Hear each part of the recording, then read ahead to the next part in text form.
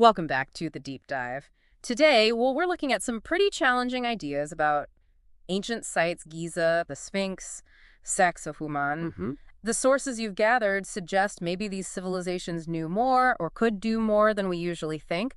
That's our mission, kind of, to explore that evidence. Yeah, and a lot of it leans into alternative theories, Yeah. like the ancient astronaut idea, the possibility that extraterrestrials visited Earth way back when. Right, von Däniken's Chariots of the Gods and Sitchin's work on the Anunnaki, that whole concept. Exactly. It attempts to explain certain anomalies. And there's specific stuff cited, isn't there? Ancient texts, for example. Definitely. You've got the Vedic texts, Gilgamesh, even Ezekiel in the Bible. Yeah. Descriptions of gods from the sky, advanced knowledge being handed down. It's quite widespread. And then the structures themselves, the Great Pyramid, Pumapunku, Sacsayhuaman. The precision seems, well, hard to square with just primitive tools, right? That's a major sticking point for many researchers. How do they achieve that level of accuracy? And you also see ancient art cave paintings, little sculptures that some people interpret as like spacesuits or flying machines. The Palenque astronaut is a famous one. It really fuels the imagination. Okay, let's shift gears slightly. What about cataclysms? The Younger Dryas hypothesis. Yes, around 10,800 BCE. A massive climate shift, potentially triggered by a comet or asteroid impact. And there's physical evidence for that. There is. Things like nanodiamonds, magnetic spherules, platinum spikes, this distinctive black matte layer in the soil, evidence of huge wildfires, megafauna extinctions. It points to a major global event. And this ties into flood myths, maybe even Atlantis. Plato put its destruction around 9600 BCE. It's a connection some researchers make. Could a highly advanced civilization have been wiped out or severely set back by this Younger Dryas event? And is that why Göbekli Tepe seems to appear so suddenly after it, around 9500 BCE? Interesting. So lost civilizations like Atlantis or maybe Mu in the Pacific, potentially destroyed around this time. Could they have had advanced tech, maybe even linked to these alleged visitors? That's the speculation. That maybe this sudden rise of complex societies like Sumer or Egypt wasn't entirely self-generated. Let's look at specific cultures. The Sumerians, their king list has rulers from heaven with, like, impossibly long reigns. Right, and the Anunnaki, literally those who from heaven came down. Their texts sometimes seem to show a surprising knowledge of the solar system, too. And Egypt. The Turin Papyrus also mentions divine rulers, long reigns, and those odd hieroglyphs, the Dendera light bulb, are the things that look a bit like aircraft. Plus, their undeniable mastery of math, engineering, astronomy, embedded right into the Giza pyramids. It echoes elsewhere too, doesn't it? India, the Mahabharata talks about flying vimanas, powerful weapons. The Vedas mention devas with advanced tech, interplanetary stuff. And then Central America. Mayan and Aztec legends of Quetzalcoatl or Kukulkan feathered serpents arriving from the stars, bringing knowledge. Their calendars are incredibly accurate. And artifacts some interpret as helmets or machinery, like that Palenque sarcophagus lid. So you see these common threads popping up globally.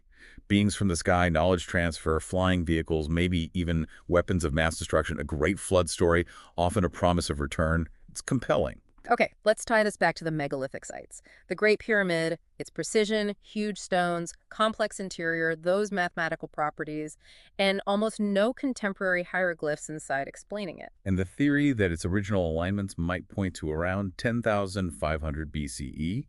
Then you've got the Sphinx. The water erosion hypothesis, Robert Yeah. Schoch's idea. Exactly. He argues the erosion patterns suggest heavy rainfall, pushing its age back potentially thousands of years before the pharaohs we associate it with, maybe 7,000, even 9,000 BCE or earlier.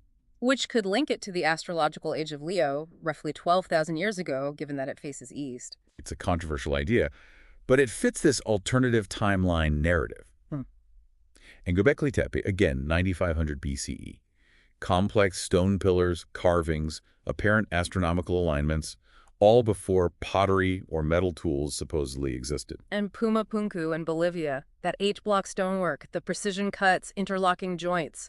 It looks almost machine-made. The level of sophistication is just staggering. Yeah. It challenges the standard model of gradual technological development. So a pattern emerges. Massive stones, precision, astronomical links often appearing suddenly, maybe clustered around or after that Younger Dryas period. It makes you question the established timelines, Which brings us to Christopher Dunn, the Giza power plant theory. Right.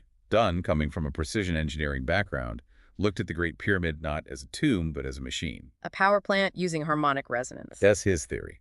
He points to the internal layout, the shafts, the chambers, the granite coffer as functional components.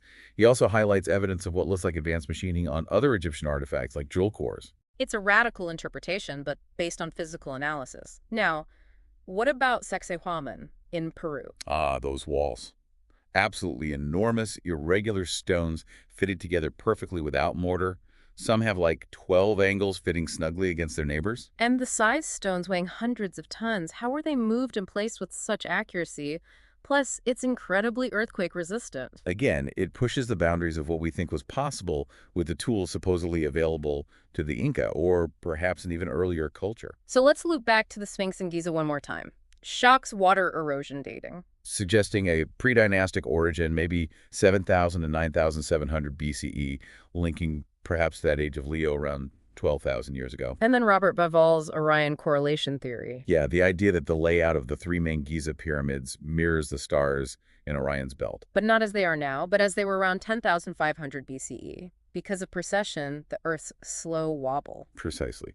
So Bauval suggests the entire Giza complex, including the Sphinx, might have been planned or conceived around that much earlier date. Okay, so if we take all these threads, Dunn's power plant, Sacsayhuaman's construction, the potentially older Sphinx aligned with Leo, the Orion correlation pointing to 10,500 BCE. It certainly paints a picture, doesn't it? A collective suggestion that maybe, just maybe, there were highly advanced civilizations, possibly with knowledge we consider futuristic, much further back than our history books tell us. It's highly speculative, of course. Mainstream archaeology offers different explanations. Absolutely.